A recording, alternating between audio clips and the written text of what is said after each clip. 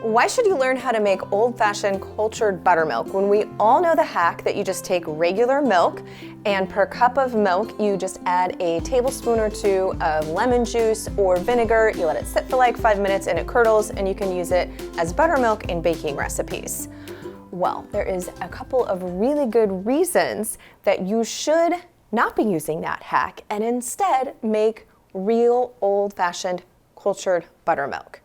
The first reason is it is so easy to do, but the other reason is you can then take your cultured buttermilk and turn it into a bunch of other homemade items, including as your starter for making homemade cheeses, which means you don't have to buy any cheese starts. But cultured buttermilk itself is also great to have on hand because it actually helps to preserve your milk. So you know, once you open milk, usually like maybe a week in the fridge, we don't usually actually have any milk that stays that long in the fridge because I have a teenage son. But usually within a week, it starts to kind of go a little bit sour, right? Well, cultures, fermented foods, it helps to preserve them so that it will stay in the fridge for weeks and just be ready for you to use it. We also have the added benefit when you have cultured buttermilk is it's a cultured fermented food. So you have all of the health benefits of those probiotics and the cultures that are great for our microbiome and the flora and fauna in our gut. And if you caught my video on how changing the foods that we ate and doing homesteading helped to save my life, improving gut health by the use of fermented foods was one of those. The other reason is cultured buttermilk does something amazing to your baking and your foods that even when you're using the hack of the other buttermilk, you just don't get the same tender, flaky result as when you're using real cultured buttermilk. Now, are you ready for how easy this is?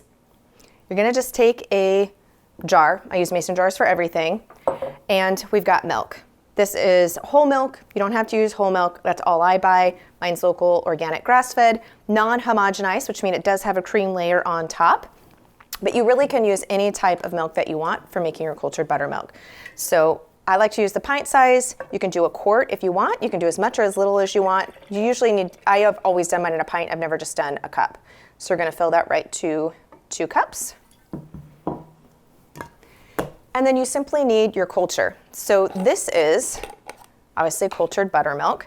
You can buy cultured buttermilk at the store. You want to make sure it says live cultures on it to use it to inoculate this.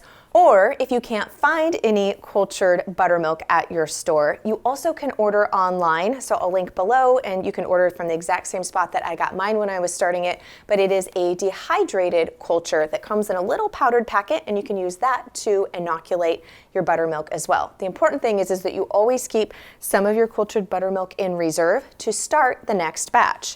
So to start this, you guys, you're not gonna get how easy this is. You're gonna do 1 tablespoon of your cultured buttermilk per cup of milk. So I have 2 cups of milk in here, so we're gonna do 2 tablespoons. And then we're just gonna stir that together.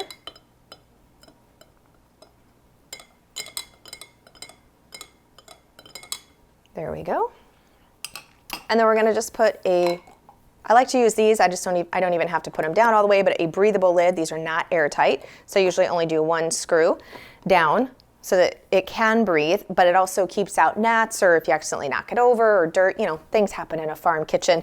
This is just gonna keep it clean. And then you're going to let this sit at room temperature for 8 to 12 hours. You will begin to see little bubbles on the side, kind of similar to sourdough starter.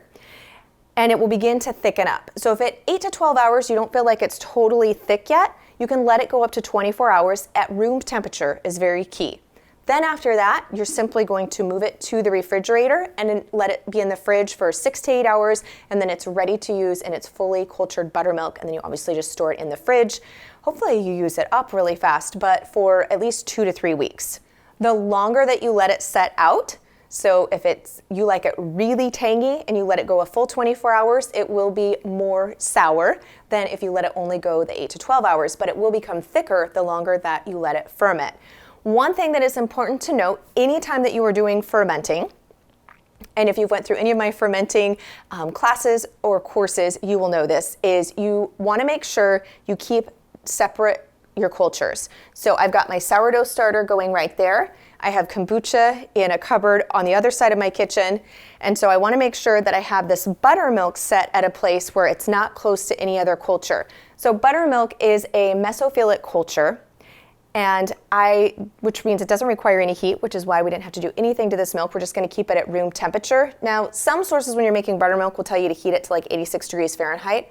I'm lazy when it doesn't matter, and there's no reason to heat it. It'll come up to room temperature just fine.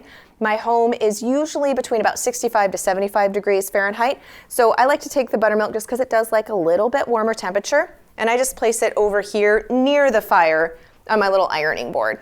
And then I'll just let that sit. And that way it's not near my kefir grains or any of my other cultures. Now, if it was, a bunch of things of buttermilk, it would be fine. And I don't let it sit near my yogurt either, because most yogurt cultures are thermophilic, which is a different culture. I don't actually know if they would really cross, but I do know you don't want your sourdough and your kombucha and your dairy ferments, or if I had vegetable ferments going like my curtido or sauerkraut, you don't want them to cross-contaminate, because they will. About a 6-foot buffer is completely fine. So this guy here is taking advantage of the warmth from the fireplace, but it's also creating a really big buffer because I have a lot of ferments and cultures happening in my kitchen. After you have homemade buttermilk, you will never want to be without it. And if you're interested in learning how to turn it into cheese making, you'll want to make sure that you are part of the Pioneering Today Academy, because that is our newest course that members get. You can go to melissaknorris.com/PTA to either get on the wait list if we're not open for new enrollments, or if we're open, then you'll be able to join right then and there. The other thing you need to do with this buttermilk is you need to go and make my homemade buttermilk biscuits with it immediately. And you can snag that video and recipe right here.